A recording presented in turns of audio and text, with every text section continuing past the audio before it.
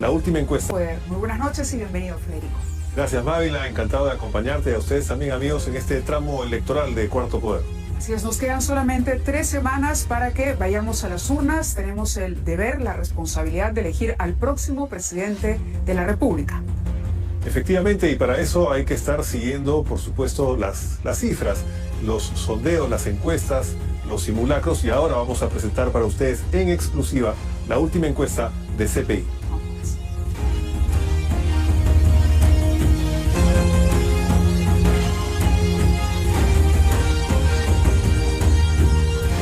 Esta es entonces, Federico. Efectivamente, acá tenemos los resultados. Pedro Castillo obtiene 34.4%. Keiko Fujimori, 32.6%. Blanco y Viciado, 18%.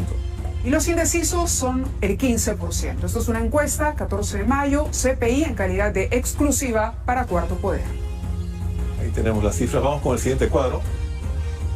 Y esto es ya la división de acuerdo a Lima y Callao y el interior del país. Total, en el caso de Pedro Castillo, 34.4%, Lima y Callao, 25.9%, y en el interior del país más bien tiene 39.2%.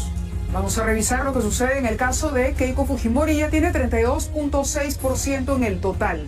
Lima y Callao, 40.6%. Y en el interior, 28.2%. Prácticamente a la inversa. Exacto, casi exactamente. Si vamos con el siguiente cuadro, a ver si lo ponemos, por favor. Lima y provincias, Pedro Castillo, 32.2%. Costa y Sierra Norte, Pedro Castillo, 28.6%. Costa Sur, 30.8%. Sierra, Centro y Sur, 60.4%. Y Oriente, 36.2% para el caso de Pedro Castillo. Vamos ahora con Keiko Fujimori. Esto es el desagregado en el interior del país.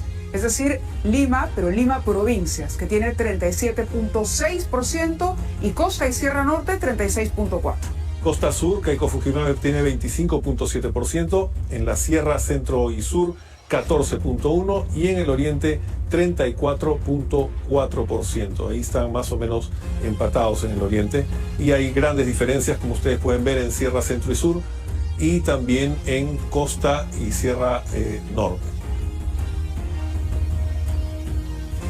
Ahora analizamos las tendencias, qué es lo que ha ocurrido entre el estudio que se hizo del 17 al 20 de abril a este que les estamos mostrando el día de hoy. La evolución de Pedro Castillo ha sido la siguiente: 35.5 registró en la primera medición, en la segunda, que fue del 6 al 8 de mayo, 34.2, y en esta última del 12 al 14 de mayo, 34.4.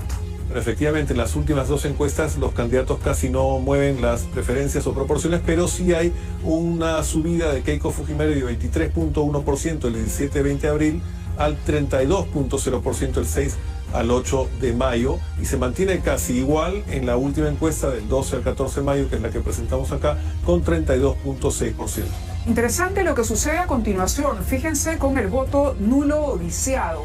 Entre el 17 y el 20 era 20.3, luego disminuye dramáticamente a 15.5, es decir, mucha gente va definiendo. Sin embargo, se vuelve a tomar como una opción y crece esa cifra al 18% entre el 12 y 14 de mayo. Efectivamente, Mávila, y los indecisos se mantienen también en las 2 últimas encuestas. Estaban en 21.1% en la primera, 15.3% en la de 6 al 8 de mayo y 15%, es decir, casi lo mismo, en la del 12 al 14 de mayo.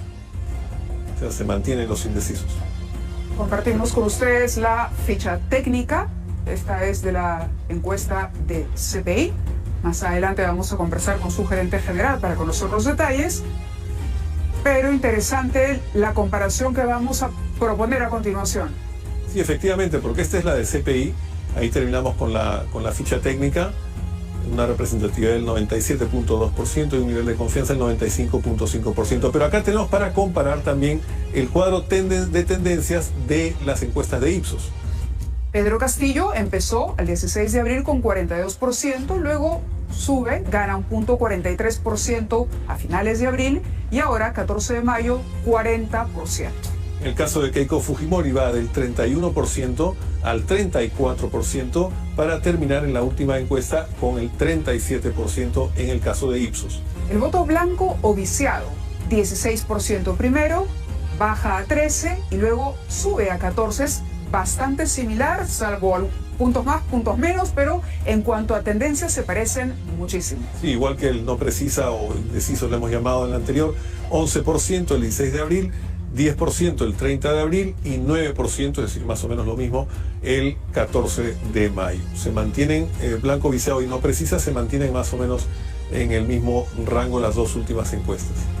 Así es, hemos venido comparando y les decíamos encuestas que no son exactamente simulacro de votación. Vamos a ver qué es lo que muestran los cuadros de Ipsos ahora, pero ya con una cédula en la mano, es decir, simulando el momento mismo de la emisión de los votos. Efectivamente, ahí Pedro Castillo obtiene de votos emitidos 43.6%, lo que descontado blancos y nulos se convierte en votos válidos por el 51.1%. En el caso de Keiko Fujimori, emitidos 41.7%, votos válidos alcanzaría el 48.9%. Este simulacro fue publicado esta mañana por el diario El Comercio. Y bueno, finalmente las diferencias, ya sea como emitidos o como válidos, es bastante estrecha, ¿no? 51.1 frente a 48.9%. Se va estrechando la distancia entre los dos candidatos y vamos a desagregar ahora, como hicimos en el caso anterior, por, en este caso, Lima Interior. Veamos qué pasa con Pedro Castillo. Efectivamente, Pedro Castillo, por ejemplo, obtiene un total, ya lo dijimos, de 51.1% y en Lima obtiene 34.7%, mientras que en el interior 60%. Es un contraste fuerte, y en el interior vamos a dividir también en urbano y rural. En interior urbano 55.4% y en interior rural 70%, una cifra bastante alta. Comparemos ahora con lo que sucede con Fuerza Popular. Keiko Fujimori obtiene, ya dijimos, 48.9%. Si uno divide entre Lima y el interior, se encuentra con que Lima 65.3%, en el interior 40%. Y de ese interior, urbano 44.6% y 30% en el ámbito rural del interior del país. Ahí se ven los contrastes entre Lima e interior rural sobre todo, ¿no? Y también la división que hay entre el interior y Lima, entre ambos candidatos, ¿no? Vamos ahora con las grandes regiones. Pedro Castillo 51.5 en total, Lima 34.7, Norte 49.2, Centro 61.7, Sur 73.1 y Oriente 56.6. Veamos qué sucede con Keiko Fujimori, total 48.9. Lima es el fuerte de Keiko Fujimori, 65.3.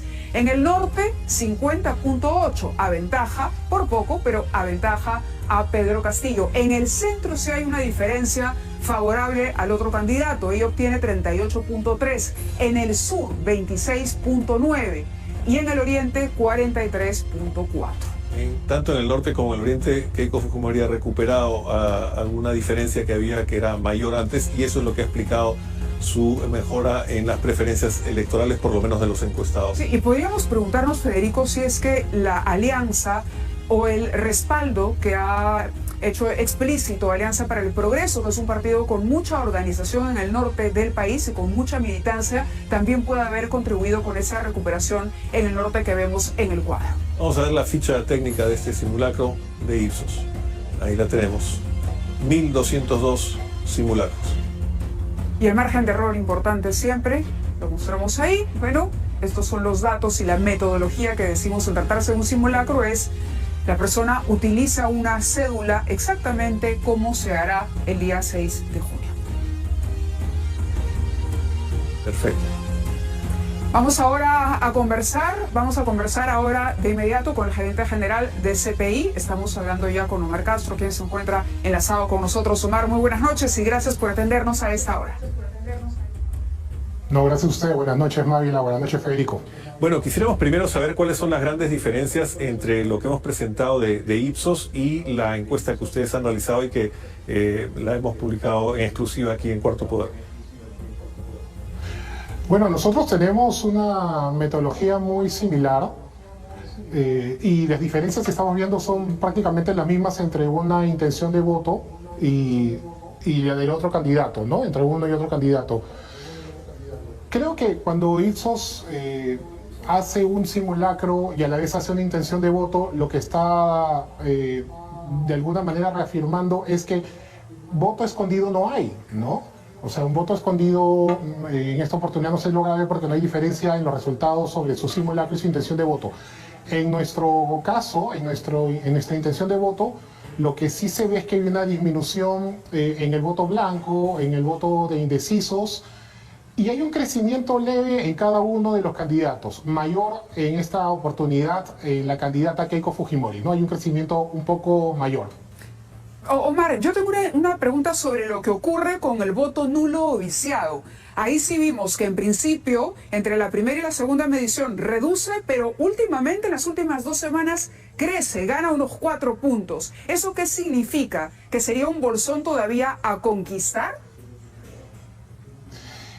Así es, Mávila. Mira, un dato corto, ¿no? Normalmente en las elecciones del 2016 y 2011, el voto blanco en las primeras vueltas, en el 2011 fue 1.700.000 y en segunda vuelta llegó a los 120 y tantos mil, 122.000, si mal no recuerdo. Y en el 2016 los votos blancos en primera vuelta fueron 2.225.000 y en la segunda vuelta fueron 146.000. Entonces, lo que nos lleva a pensar esto, Mávila, Federico, es que el voto blanco suele reducir mucho en las segundas vueltas. Hay que ver cuál va a ser el comportamiento en esta elección, puesto de que lo que creo que es innegable es que existe un antivoto muy grande hacia ambos candidatos, ¿no? Correcto, o sea, entonces, que digamos se esperaría, Federico Mávila, que este voto blanco no reduzca en las dimensiones en las cuales ha disminuido en las elecciones pasadas. No se mantendría el histórico, digamos, del voto blanco viciado de otras elecciones. Es correcto. Pero de lo que correcto. hagan los candidatos embargo, en estas, perdóname Omar la interrupción, en estas 2 semanas que son claves, tomando en cuenta que vienen los 2 debates, ¿también podría lograr una definición o tú consideras que es un voto duro el nulo viciado? Mira, nosotros en la encuesta pasada que hicimos determinamos que el 66.3% de los encuestados hablaban de lo importante que significaban los debates para ellos para tomar una decisión.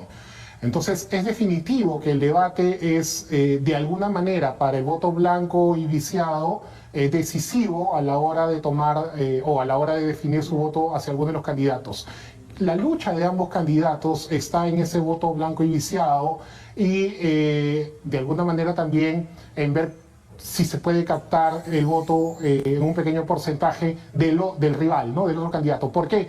Porque si bien es cierto, existe un voto duro muy fuerte en ambos candidatos también hay un 7% que podría cambiar su voto de aquí al día de las elecciones. Entonces todavía hay campo de acción, ¿no? Y esto va a depender mucho de lo que ocurre en estas 3 semanas. Ese incremento de votos en blanco podría estar significando que es gente que sale de un candidato favorito y que puede considerar irse al otro candidato. Sí, claro que sí, por supuesto. Muy bien, Omar, te agradecemos muchísimo que hayas estado con nosotros para explicarnos. Queda todavía entonces un trecho, a pesar de que el tiempo se acorta, por explorar. Interesante, y estaremos al pendiente de lo que haga cada uno de los comandos de campaña. Muchas gracias. Gracias, buenas noches. Muchas gracias a ustedes. Buenas noches. Y gracias a CPI por esta colaboración, porque nos permite conocer un poco cómo son las tendencias y cómo va cambiando, porque las tendencias no son necesariamente curvas que se van a prolongar geométricamente, sino que dependen